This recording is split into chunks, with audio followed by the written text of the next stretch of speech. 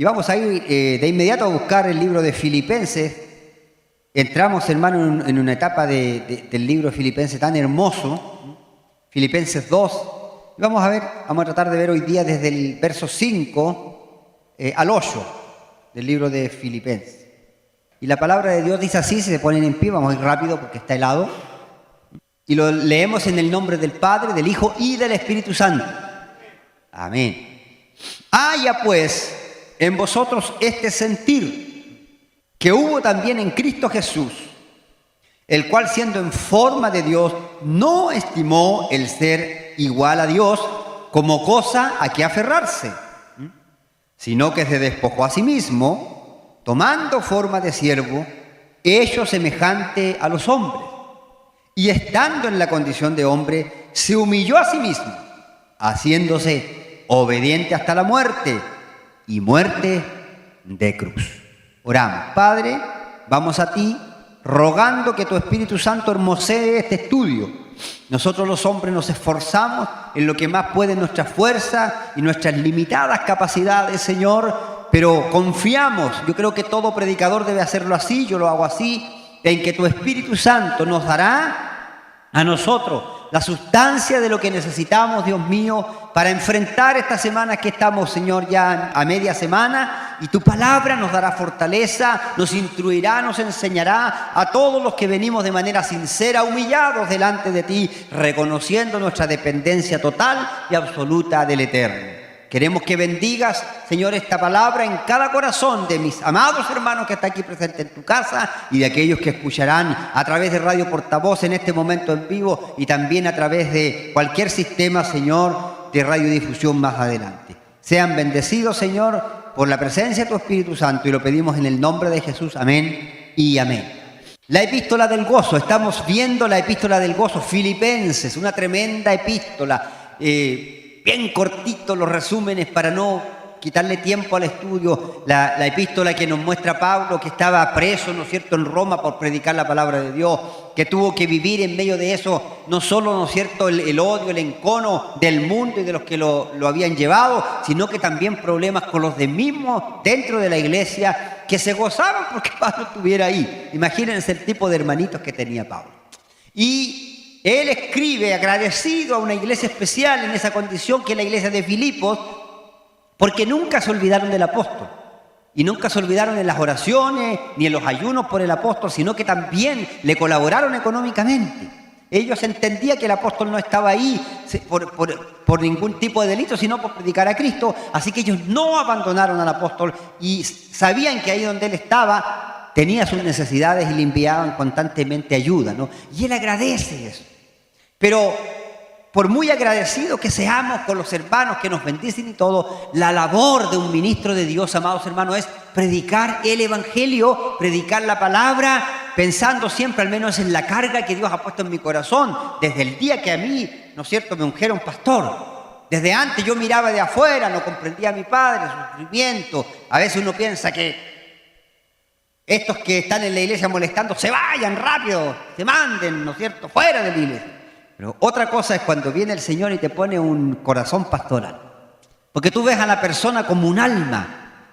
Aunque esa persona ni siquiera entienda, ni siquiera ame su alma por la conducta que tiene, pero tú lo ves como un alma, como un candidato al infierno que necesita ser alimentado para no ir ahí. Así que Pablo, agradecido con los filipenses, les aconseja que no sean egoístas, que no miren, cuando leíamos el texto anterior, del estudio anterior, que no miremos por lo de nosotros mismos, sino que cada uno mirando por lo de los demás dentro de la iglesia. Si fuéramos así, con este corazón que tenía Pablo, hermano, no habrían problemas en la iglesia. Pero Pablo tuvo que escribir esto porque nuestra naturaleza humana siempre nos va a jugar malas pasadas. Malas pasadas. Entonces puede Pablo de aconsejarle todo lo que nosotros hemos escuchado en los estudios anteriores, ¿no es cierto?, que hay que hacer aquí, que hay que tener hermandad, que no hay que olvidarse de colaborar con la causa, que hay que perdonar, todas esas cosas que se pueden decir, ¿no es cierto?, de la iglesia como tiene que ser. Ahora Pablo le pasa a decir por qué tienen que ser así. Porque generalmente, lamentablemente, el ser humano es una persona que mira ejemplos, siempre estamos mirando algo. Es así, en vez de mirar a Cristo. Y Pablo dice aquí, ya pues, ahora que yo les he dicho todo esto, ustedes me dirán, pero todo eso que dice el apóstol es increíble, es imposible hacerlo. ¿Cómo voy a perdonar al que me ha hecho daño, por ejemplo? Pero el Pablo los perdonaba. ¿Por qué los perdonaba? Porque si la vida de Cristo se manifiesta en el verdadero creyente, va a perdonar. ¿Entiende? Ahora, perdonar en el sentido estricto bíblico no significa, mis amados hermanos, que tú después que hayas tenido un problema con alguien le vayas a poner la cabeza para que te sigan pegando. No, a veces entendemos por sentimentalismo mal los asuntos doctrinales. Como decía un siervo de Dios, yo puedo perdonar una víbora que me mordió, pero no la quiero nunca más en mi casa.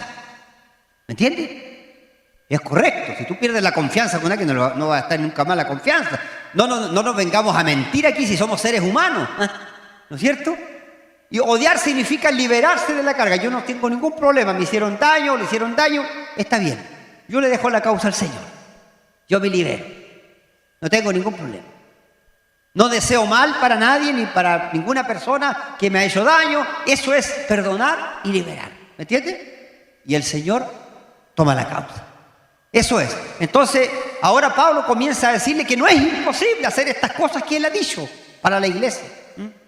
No es imposible que te amos como él quería, ¿no es cierto? No es imposible que vivamos como es digno del Evangelio, como decía, digno de identificarse con Cristo y que debamos perdonar a los que se oponen a la causa de Cristo. Todo eso, pero ¿cómo podemos hacer eso? Es imposible. El mundo no puede, el que me la hace me la paga, dice, ¿no es cierto? Pero los cristianos no. Ahora Pablo, para no dejar ninguna excusa a la iglesia de Filipo, que sí se puede, que no es algo imposible lo que su pastor le está pidiendo y lo que el apóstol Pablo le estaba pidiendo, le dice, haya pues en vosotros, ya que hemos hablado de esto, ya que hemos dicho esto, ya que hemos comentado esto, ahora yo le voy a decir por qué es factible hacerlo y se puede hacer. Haya pues en vosotros, dice, el mismo sentir que hubo en el apóstol Pablo. ¿Dice así? No. Cualquier hombre que usted ponga como ejemplo va a fallar.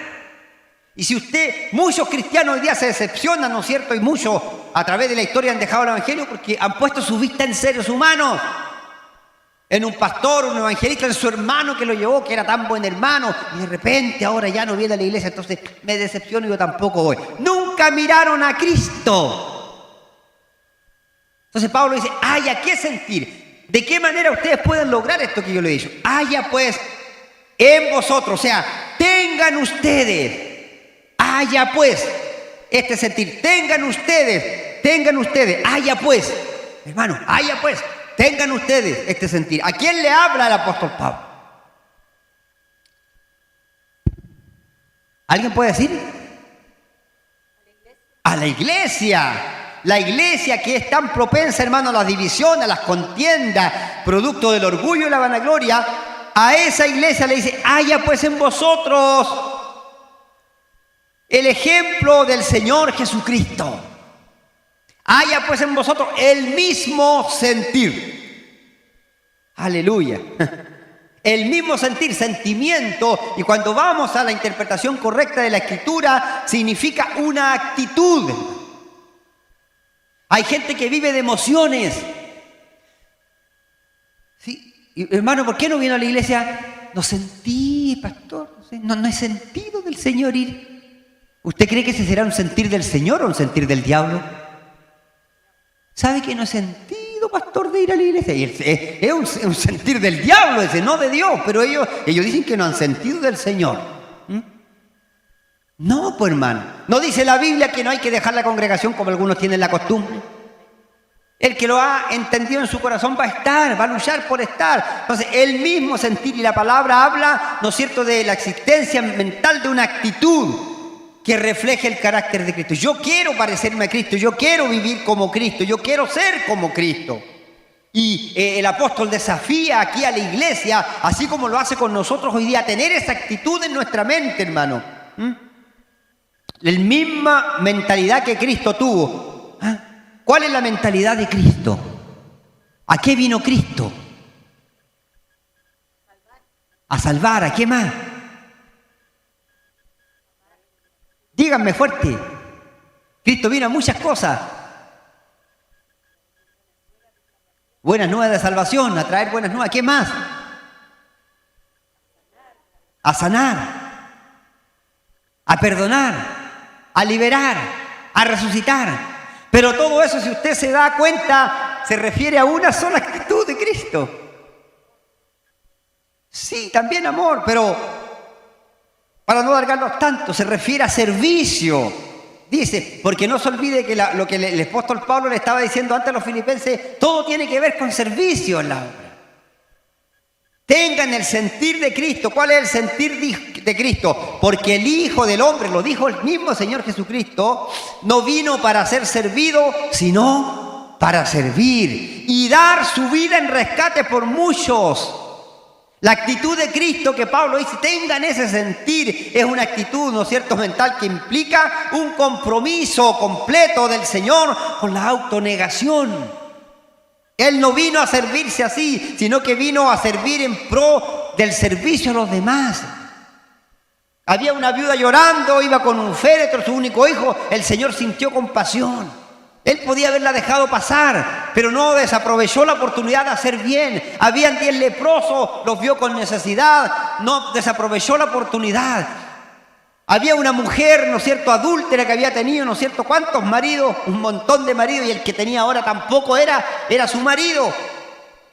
Y el Señor dijo, era necesario pasar por ahí. Él conocía la necesidad de esa mujer adúltera.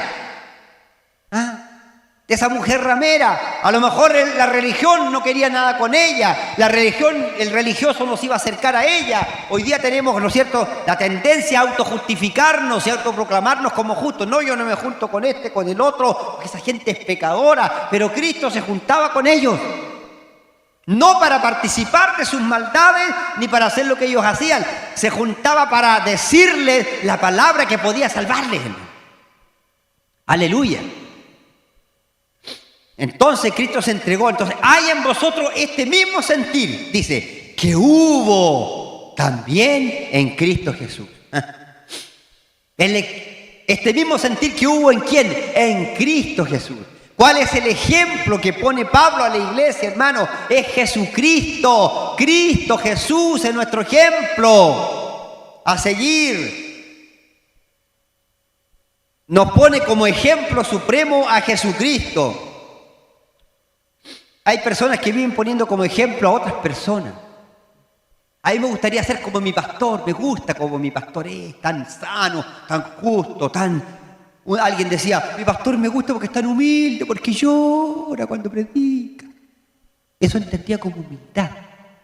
Eso es sentimentalismo. Usted no conoce lo que hay en el corazón de un hombre. Por eso tenemos tantas decepciones de repente. Ponga a Jesucristo como su autorreferente, aleluya, y no será defraudado. Hay cristianos que miden el grado, hermano, de su entrega, de su dedicación a Dios en la iglesia, ¿no es cierto?, tomando como criterio, ¿no es cierto?, a un hermano o a un pastor. Y esto es un error. Ya que solo Cristo debe constituir nuestro ejemplo a imitar. No hay otro ejemplo. ¿Quién es el que nos falló? Jesucristo. ¿Quién es el que no pecó? Jesucristo. Aleluya. Ese es el único ejemplo a imitar. Entonces imitemos.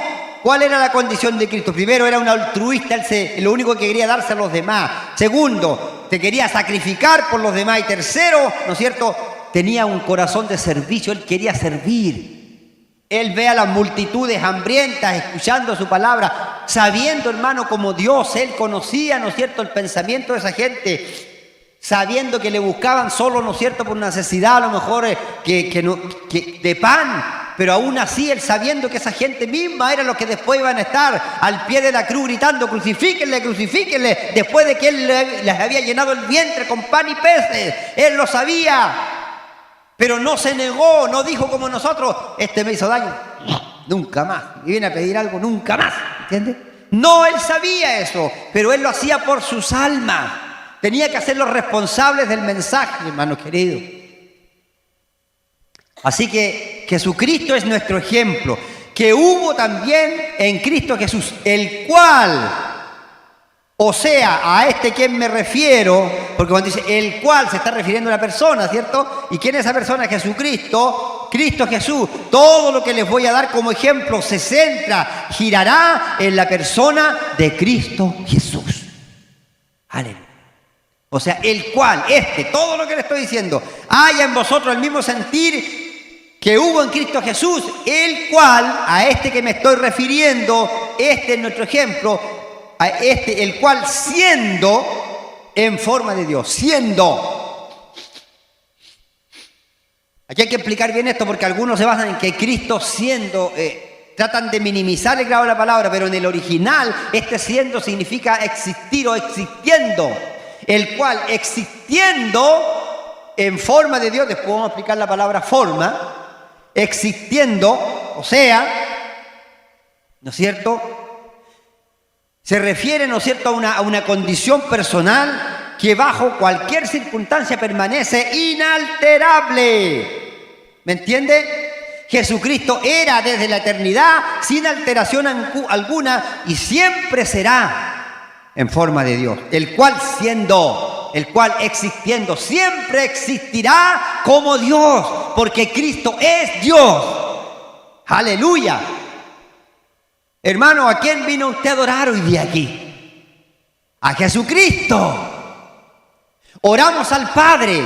El mismo Señor nos dijo, toda oración debe ser dirigida al Padre. En el nombre de Jesús. Por eso cuando comenzamos una oración, si usted va a ser teológicamente bíblico, tiene que empezar, Padre, o amado Padre, o Dios Padre, vengo ante ti en el nombre de Jesucristo tu Hijo.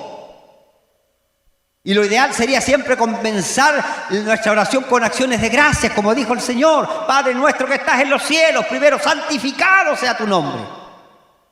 Pero hay veces que no vamos a ir así al Señor. No nos engañemos, ¿cierto? Usted lo ha visto. Hay veces que sencillamente usted se ha tirado y a llorar ante el Padre. Padre, mira esto y esto me pasa, esto estoy pasando, esto está sucediendo. Está desesperado, va al Padre. Aleluya. Y el Padre en su compasión no se enoja porque no empezó adorándole y alabándole. Pero sí se goza cuando dice, vengo a ti, papá, en el nombre de Jesús. Y ese nombre de Jesucristo ensancha de alegría el corazón del Padre. Y nos responde por Jesucristo. Aleluya. Aleluya. Por eso tenemos ese sumo sacerdote extraordinario, hermano, que vela por nosotros. Entonces tenemos que seguir a Cristo. O sea, el cual Jesucristo existiendo como Dios, en forma de Dios. Vamos a ver la palabra forma de Dios. Quiere decir que Jesús preexistía en forma de Dios, siendo igual a Dios el Padre en todo. La palabra esta morfe, que significa forma, indica que nunca sufre alteraciones. O sea, existía como Dios, fue Dios y nunca sufrirá una alteración alguna, hermano querido. Cristo era Dios antes de venir a este mundo. Cristo tomó un cuerpo y siguió siendo hombre Dios. Aleluya. Y Cristo ascendió a los cielos con un cuerpo glorificado y allá sigue siendo al lado del Padre Dios, hombre, aleluya. El representante de la raza humana frente a la presencia del Padre, aleluya. Bendito sea el nombre del Señor. No sufre alteración. Por eso el apóstol Juan dice, en el principio, al comienzo, era el verbo. Era la palabra ejecutora, lo que hizo todo de parte del Padre. Y el verbo, esta palabra era con Dios, porque esta palabra es Jesucristo, ¿no? Era con Dios. Y el verbo no solo estaba o era con Dios, sino que era Dios. Aleluya. Gloria a Dios. Exaltado sea Cristo. Qué lindo sería, hermano, que en un momento del mensaje, al entender esto, nosotros levantáramos nuestras manos, miráramos al cielo y comenzáramos a decir, no con una emoción, no por emocionarme a mí para que su pastor se sienta feliz que le dicen amén. Yo me gozo porque esta es una iglesia de amén a la palabra, porque la palabra, pero más que eso, hermano, lo que yo quiero es que cuando usted levante su mano y diga amén, amén, amén, está pensando en lo que está escuchando y dice, Señor, qué glorioso es lo que tengo. No lo puedo entender, no lo puedo comprender, aleluya. Que el Eterno se haya fijado en gente como nosotros, hermano. Aleluya. Bendito sea el nombre del Señor. El Verbo era Dios. Todas las cosas por Él fueron hechas y sin Él nada de lo que ha sido hecho fue hecho. Bendito el nombre del Señor, aleluya. Qué lindo, mi hermano. Y este que existía como Dios y que tiene su forma de Dios, que nunca va a cambiar de ser Dios, dice, no estimó el ser igual a Dios. No se olvide que todo lo que Pablo nos venía diciendo antes en el capítulo 1, que debemos tener gozo, ¿no es cierto? Que debemos sentir de una manera justa, que debemos predicar por las motivaciones justas también. Algunos predicaban por contienda, otros por vanagloria. No, ¿no es cierto? No. Aleluya. Y que tenemos que orar también. Todo lo que decía el Señor. ¿Por qué lo tenemos que hacer? Porque este ya lo hizo todo esto alguien antes. ¿Y quién era? Este que era Dios, hermano. El cual estaba en forma de Dios, dice, no estimó el ser igual a Dios como cosa que aferrarse. No estimó, hermano. O sea, él tenía una posición exaltada como Dios. Cristo existía desde antes de la fundación del mundo y tenía y poseía todos los atributos de Dios, todos los atributos de la deidad. Él tenía algo a qué renunciar, hermano. Porque él tenía todos los atributos. Hay gente que se aferra a cosas y busca cosas, hermano. Cuando no tenemos nada. Pero él tenía todo. Y él pudo haberse aferrado.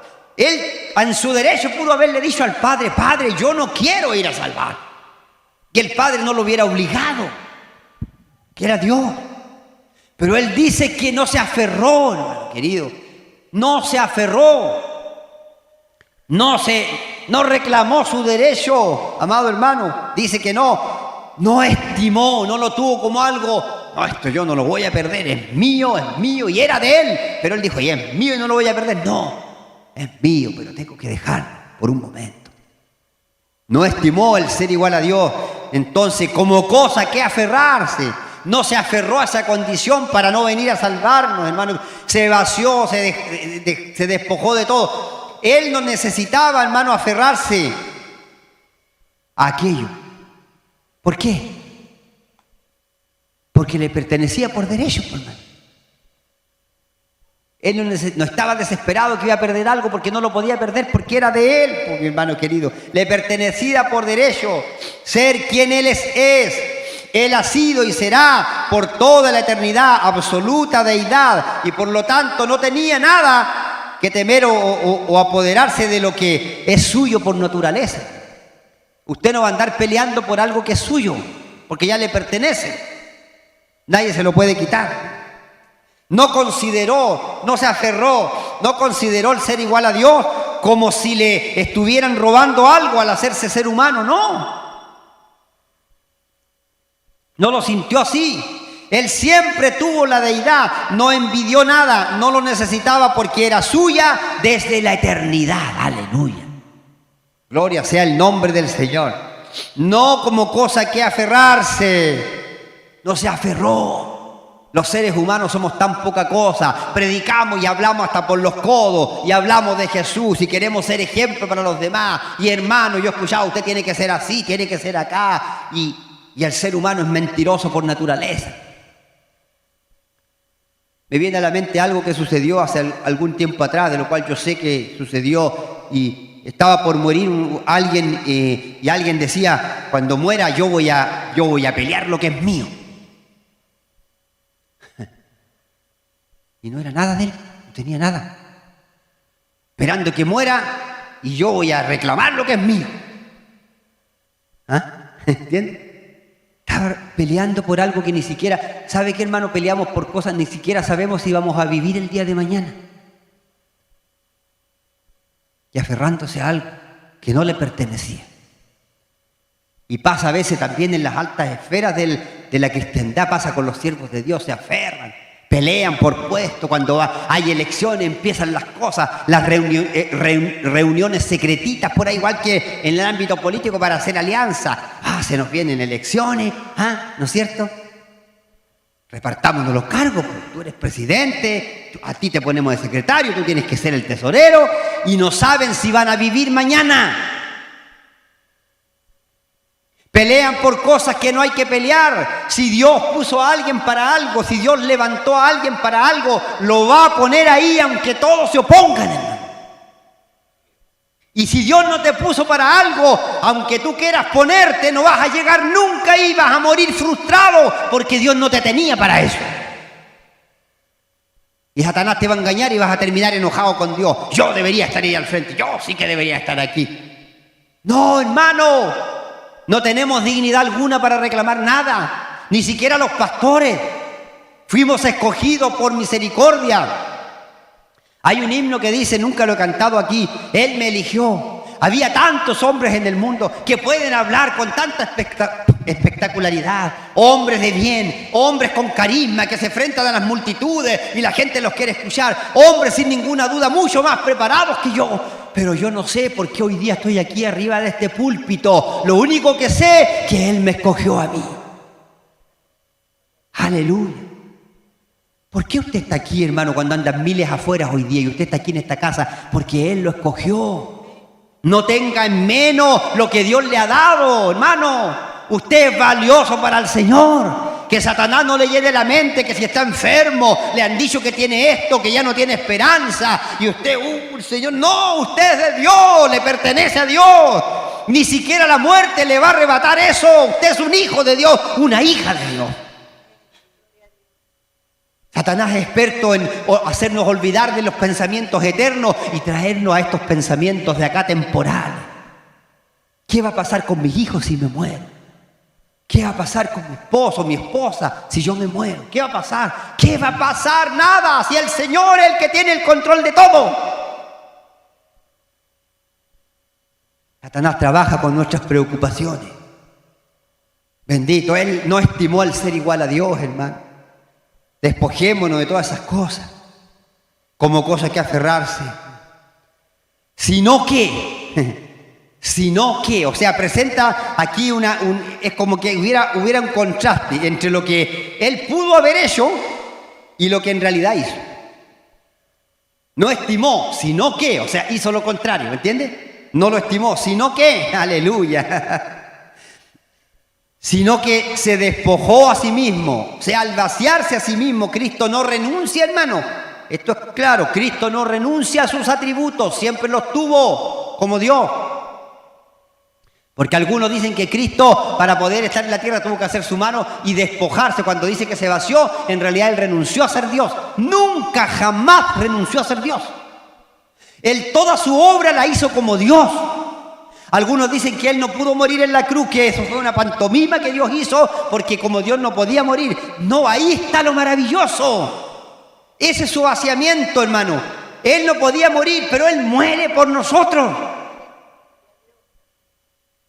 Por eso dice, sino que, como Cristo no renuncia a sus atributos, sino que voluntariamente, ¿no es cierto?, dejó de hacer uso de ellos. Y lo hace de la siguiente manera el Señor Jesús. Y empieza, sino que se despojó a sí mismo, dice el apóstol Pablo. Esta palabra, despojar, significa vaciarse. No voy a tomar esto como algo. Yo no voy a ir como rey. Yo soy Dios. Un ser humano, un rey. Lo invitan por ahí a alguna fiesta, digamos, de gente más pobre. Y él decide ir. Algunos miserables. ¿No? Pero Él dice, yo voy a ir para estar con esa gente, pero voy a ir con mi ropaje de rey. Voy a ir a impresionar, qué cosa que cuando yo llegue todos esos muertos de hambre ahí se paren y me queden mirando así, me voy a bajar de mi carruaje. No, el Señor se despojó. Yo voy a ir, pero voy a ser un bebé. El que el mundo lo hizo todo y nada lo podía contener, se hace un bebecito, indefenso, quien necesitó la protección de sus padres mientras llegaba la adultez. Necesitó la ternura de una mamá que lo alimentara. Se despojó. Significa vaciarse, ¿no es cierto? Significa humillarse al tomar una naturaleza humana, hermano. En vez de aferrarse, ¿no es cierto?, a estas cosas que él tenía en su derecho a aferrarse, estas prerrogativas de su deidad, en su gracia infinita, en su amor eterno para con la iglesia, para con nosotros, el Señor se vacía a sí mismo, deja todo eso de lado y hace un sacrificio voluntario, más encima que culmina con su muerte en la cruz. Aleluya. ¿Y cómo lo hace? ¿Cómo renuncia? ¿Cómo se vacía? No dejando de ser Dios, sino tomando forma de siervo.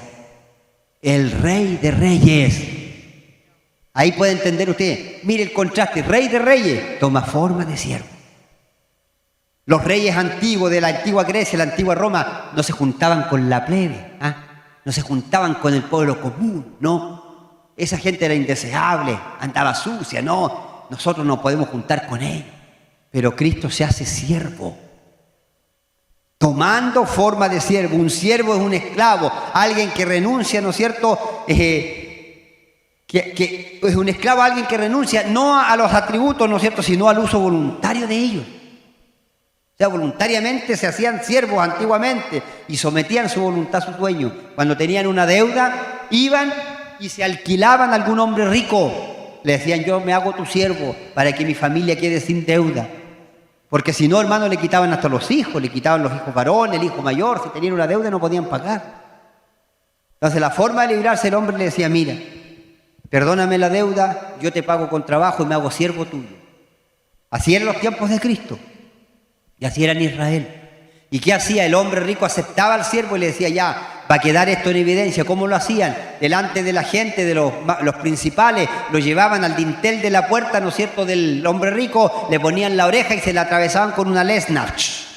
Y eso indicaba que ahora le pertenecía a ese hombre. Y cuando le pertenecía tenía autoridad aún hasta de matarlo si quisiera.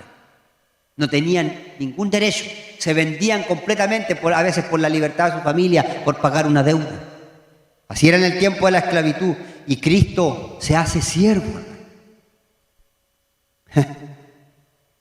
Sometió su voluntad al Padre. Vaciarse, esto significaba, ¿no es cierto?, tomar voluntariamente, porque nadie lo obligó a tomar forma de siervo, ¿no? Nadie lo obligó. El verbo hecho carne, ¿no es cierto?, toma los atributos característicos de un esclavo. Porque el hombre, ya hacerse hombre, hermano, en sí es estar esclavo. Porque el hombre está perdido en delitos y pecados. Y está esclavo del pecado. ¿O no es así, hermano? Así es. Forma de siervo. Tomó forma de siervo. Y eso lo hace el Señor, ¿no es cierto? Lo hace que de tal manera que al tomar forma de siervo, mi amado hermano, toma la humanidad, hermano, y la añade a su persona divina. Por eso dije que Él nunca dejó de ser Dios. Él no renuncia a ser Dios para ser hombre, sino que a su deidad, hermano, esto es impresionante, a su deidad Él le quiere añadir una naturaleza humana para representar al hombre caído, hermano, en la cruz del Calvario. Porque la ira de Dios tenía que caer sobre la humanidad. Bendito sea el nombre del Señor. ¿Por qué cree que Él sufrió todo eso en la cruz? Lo sufrió por nosotros. La ira del Padre cayó sobre Él, su Hijo, y Él voluntariamente ahí se somete a la ira que el Padre quería derramar sobre nosotros. Y Él se presenta como el sustituto. Aleluya. Como nuestro sacerdote, dice el libro de Hebreos. ¿Le gusta ese sacerdote, hermano? ¿Le gusta ese sacerdote? ¿Necesitamos nosotros un sacerdote, hermano? ¿Logran entender lo que es eso? ¿Qué es lo que significaba un sacerdote? El sacerdote llevaba el sacrificio ante Dios con sangre ajena para que el hombre pecador sea perdonado. Y la Biblia dice que ahora nosotros tenemos un mejor sumo sacerdote que Adán. ¿Y quién es ese sumo sacerdote? Cristo. está arriba, está como sacerdote ante el Padre por nosotros. ¿Por qué necesitaremos un sacerdote si somos tan santos nosotros? ¿Ha pensado en eso? ¿Seremos tan santos? Por eso necesitamos un sacerdote. Porque el cristiano, la diferencia con el mundano es que el cristiano peca y si tiene conciencia de su pecado, se arrepiente delante de Dios. Le duele, Señor, te fallé, nunca debería haber hecho esto. ¿Por qué? Le falló, le duele, es dolor. No como el que justifica el pecado. No. El que justifica el pecado, el que cubre su pecado, su falta, dice la Biblia, no prosperará, ¿cierto? Pero el que lo confiesa, ese alcanzará misericordia. Aleluya. Bendito sea el nombre del Señor. Entonces necesitamos ese sumo sacerdote. Lo necesitan los hermanos que son flojos en la iglesia, que no vienen nunca al culto, aparecen una vez cada 6 meses. Lo necesitan los fieles que vienen todos los domingos. Necesitan ese sacerdote porque Dios sabe que lo necesitamos. Lo necesita el hermano que ora. Necesita ese sumo sacerdote. Necesita el hermano que ayuna. Lo necesita.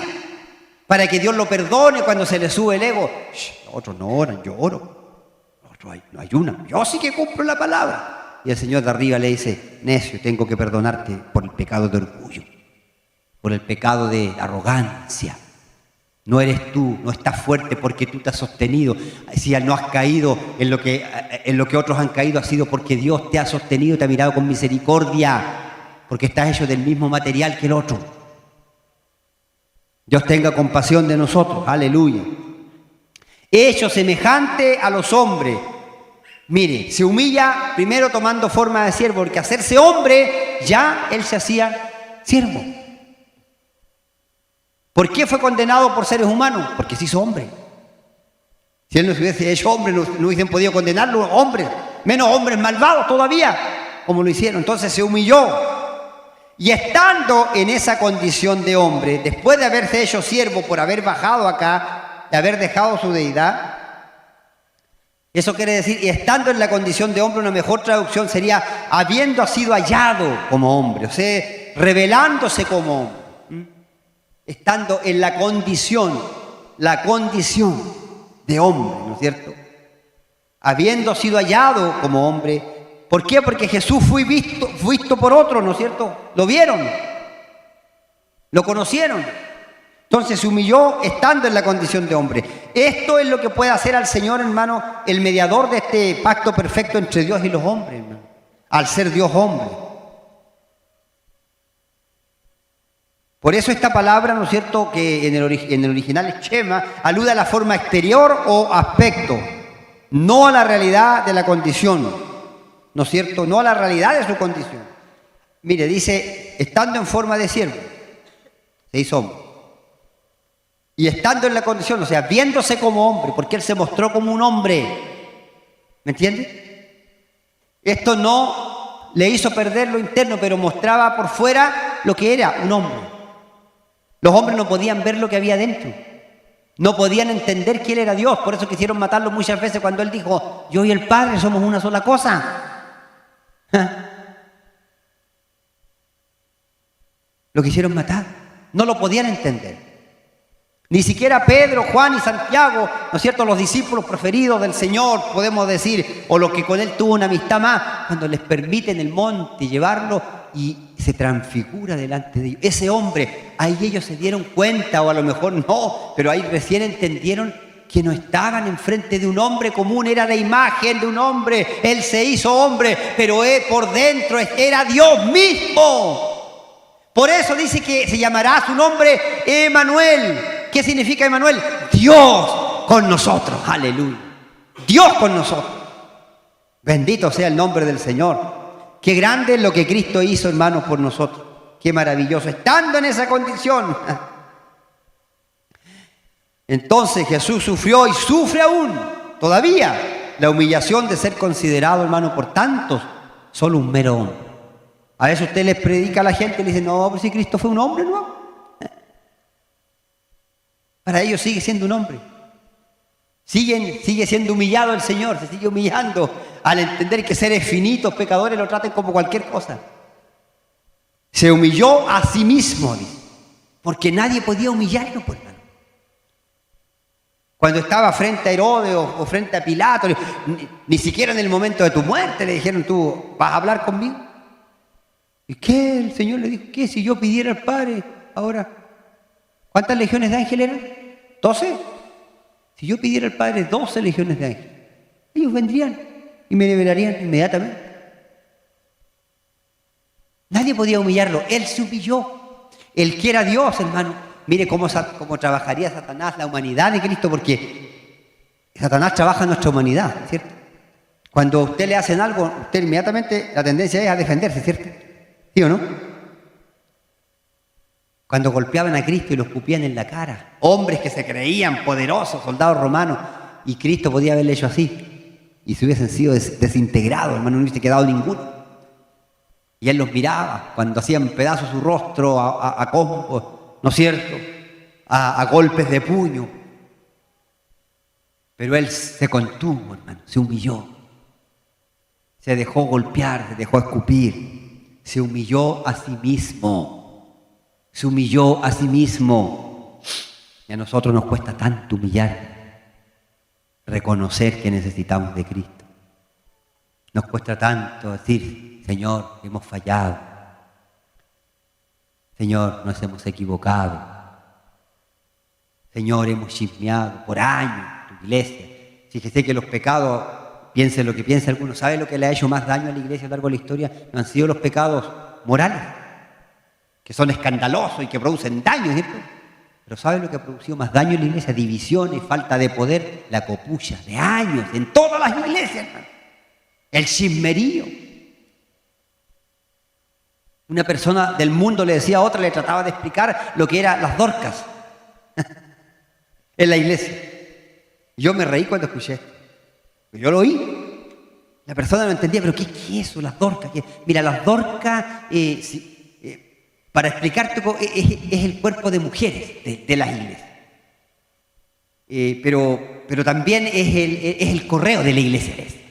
¿Ah? Si tú quieres saber algo de alguien, anda a las dorcas. Y vas a saber la vida de todo. ¿Me entienden? Por eso yo les trato de enseñar, hermano, en los cultos, seamos claros, seamos concisos, no contemos toda la historia. Si vamos a orar por alguien, hermano, se pide la oración por esta persona, necesita a Cristo y nosotros creemos que el Señor puede orar, oremos al Señor. ¿Me entienden? Nada más. Porque imagínense, hermano, una oración y se está transmitiendo el culto. Y empieza el coordinador, mire hermano, esta es una persona que le atropellaron y pasó una desgracia, lo operaron, pero la pierna se le quebró y tuvieron que cortársela y resulta que se le infectó, así que ahora tuvieron que cortarle más arriba la pierna y al final ahora ya le está quedando la pura cabeza porque le cortaron el brazo, le cortaron todo. ¿Ah? Lo estoy haciendo un poco chistoso, ¿ah? Pero eso está de más. Está de más. Por eso la gente después dice, escucha, qué ignorantes son estos canutos, qué divertidos son. ¿Ah? No, hermano, seamos precisos, aprendamos. Entonces, eso decían del cuerpo de Dorcas de las iglesias. Una persona tratando de aclararle a un mundano qué es lo que eran las Dorcas dentro de la iglesia. Qué feo que tengan ese concepto de lo que es el cuerpo de Dorcas. Pero ¿sabe qué? Yo se lo digo, yo soy pastor igual. Y a veces el cuerpo pastoral igual se ha transformado, parece el cuerpo de Dorcas. Sin desmerecer a mis hermanas, ¿no? Lo estoy diciendo como una comparativa solamente. Qué increíble. No es verdad eso que dicen que las mujeres son más copuchentas. Hay hombres que son peores también. Así que ríase nomás porque es la verdad, hermano. Así es. Entonces Cristo se humilla a sí mismo, hermano. Y se hace obediente hasta la muerte. Aquel que tenía autoridad sobre la muerte, sobre todo, ser el soberano, voluntariamente, hermano, se hizo obediente hasta la muerte y muerte de cruz. No era cualquier muerte. Por eso se humilló, porque obviamente para morir tenía que tener un cuerpo humano. Como Dios no lo podían matar. Entonces Él se humana para poder morir por usted. Por usted, hermano. Por usted, hermano. Oh, todavía no sale un amén. Por mí, amén. Murió por mí, aleluya. Y era terrible. Fíjese que para los judíos morir en la cruz era una maldición. Usted lo puede leer ahí en Deuteronomio 21-23 para mis hermanos que están anotando. Y Gálatas 3:13 dice, maldito el que es colgado en un madero. Y claro que fue maldito. Él no era maldito, pero se hizo maldición, dice la Biblia, por nosotros. Recibió el castigo del Padre por nosotros. Así que para los judíos él era un maldito. Por eso le rechazaron. Los líderes religiosos no podían entender que el Rey de Reyes haya venido a salvar a los pecadores. Para los romanos era una vergüenza. Solo a los esclavos y a los peores rufianes se les daba este castigo. Eso lo podemos ver en Hebreos 12:2, ¿no? Se le daba ese castigo a los... Por eso colgaron a Cristo con dos ladrones, uno a cada lado. Y para los griegos, hermano, la muerte en cruz era una locura. Por eso dicen, ¿no es cierto?, que para los judíos, ¿no es cierto?, no podían aceptar a Cristo. Era una mente vergonzosa. Y para los griegos el Evangelio es locura. Los griegos no creían en un Dios que pudiera ser muerto, menos en una cruz. Ellos mostraban a sus dioses que eran falsos, nunca han existido, ¿no es cierto? Odín y tal, el dios del, ¿cómo se llama? Se hacen películas eso, el dios Thor, el dios del rayo, ¿no es cierto? Todo eso se hacen películas, pero nunca han existido esos dioses. Pero sin embargo ellos los consideraban extraordinarios.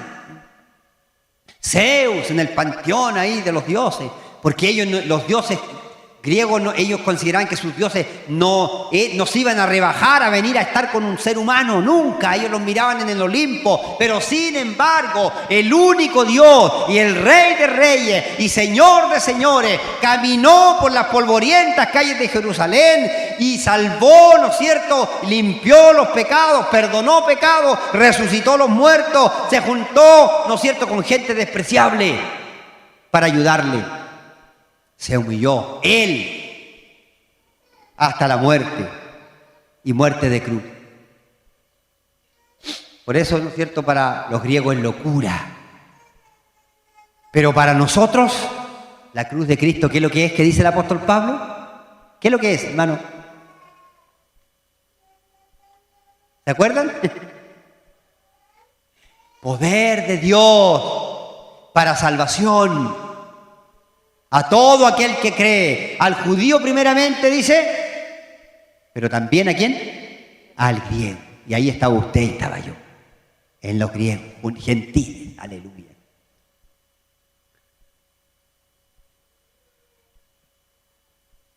¿Es digno el Señor de ser adorado, no? Aleluya. ¿Es digno el Señor de ser exaltado? ¿Dónde estaríamos nosotros hoy si el Señor no nos hubiese salvado? La gente en el mundo vive sin esperanza. Viven sin esperanza. No tienen esperanza. Pero nosotros tenemos a Cristo. Oh, tienes una enfermedad curable. El médico le dice a una persona en el mundo sin Dios, tienes cáncer, la enfermedad del siglo. No cuestionamos a Dios porque Dios es soberano. Tienes cáncer. Y la persona dice, hay gente que tan desesperada en su desespero, toman una y se disparan y se destapan los sesos y después se dan cuenta que cometieron el peor error cuando llegan abajo al infierno por haberse quitado la vida. Porque no tienen esperanza, porque no tienen a este Cristo que se humilló por nosotros. Pero el cristiano le dicen, tienes una enfermedad, oye cabrito, y la cosa se va a poner fea. Y probablemente la muerte va a andar rondando. ¿Cierto? Y el cristiano sale de ahí y dice, Señor, estoy en tus manos. Estoy en tus manos. Siempre me acuerdo el caso de mi hermana Luz Marina. ¿Cuántas veces? Ahí estaba con el cáncer. ¿Cuántos años tuvo? Como 35 años con el cáncer. Ahí está el cáncer, dice el médico, pero no se mueve de ahí. Ni crece ni nada, ahí está retenido. ¿Por qué? Porque nada puede andar más allá de lo que Dios dijo.